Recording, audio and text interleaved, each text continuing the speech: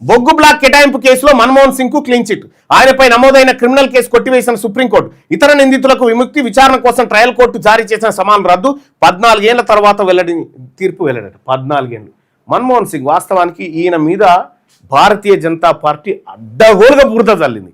కానీ మన్మోహన్ సింగ్ అంత great prime minister, అంత విజనరీ ప్రైమ్ మినిస్టర్ భారతదేశానికి దొరకడు. ఇంకా ఈయన ఆలోచనల వల్ల ఇప్పుడు కనీసం నిలబడ్డది దేశం.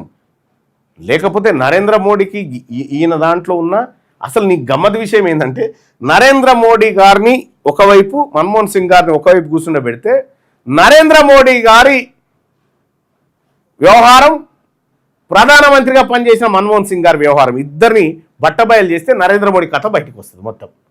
నరేంద్ర మోడీకి ఫస్ట్ చదువు రాదు, అది ఆయనే ఒప్పుకున్నాడు.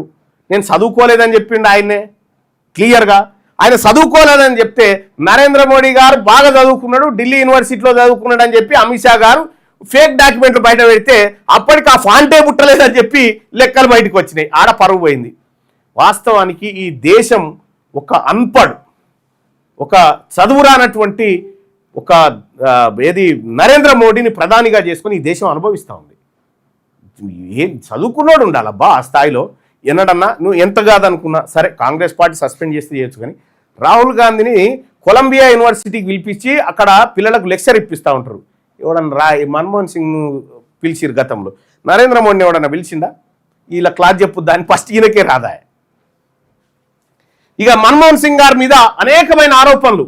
2014లో నరేంద్ర మోడీ ప్రధానమంత్రి కావడానికి గుజరాత్ మోడల్ అని తీసుకొచ్చి సేమ్ టైం కాంగ్రెస్ పార్టీ ప్రభుత్వం మీద, మన్మోహన్ సింగ్ మీద అడ్డగోలుగా ఆరోపణలు చేసి బొగ్గు కుంభకోణం అది ఇదని చెప్పానన్నారు. తీరా కేసులు నమోదు చేస్తే అసలు ఆయన తప్పే చేయలేదని కోర్టు కొట్టేసింది. ఇగో ఇది ఎన్నడో నాడు నిజం బయటికి రాక ఎన్ని రోజులు ఉంటుంది? నిజం ఖచ్చితంగా బయటకు వస్తుంది. ఇగో ఇక్కడ కార్టూన్లో ఇకపై బతికుండగానే తీర్పులు వచ్చేటట్టు ప్రయత్నం చేద్దాం. మన్మోహన్ సింగ్ గారు చనిపోయిన తర్వాత ఆయన నిర్దోషి అని తేలింది. ఇప్పుడు ఎవరు చెప్పి రావాలి ఆయనకు? ఎవరు చెప్పి రావాలి? సార్ నువ్వు నిర్దోషి అటన్లా సుప్రీంకోర్టు చెప్పింది.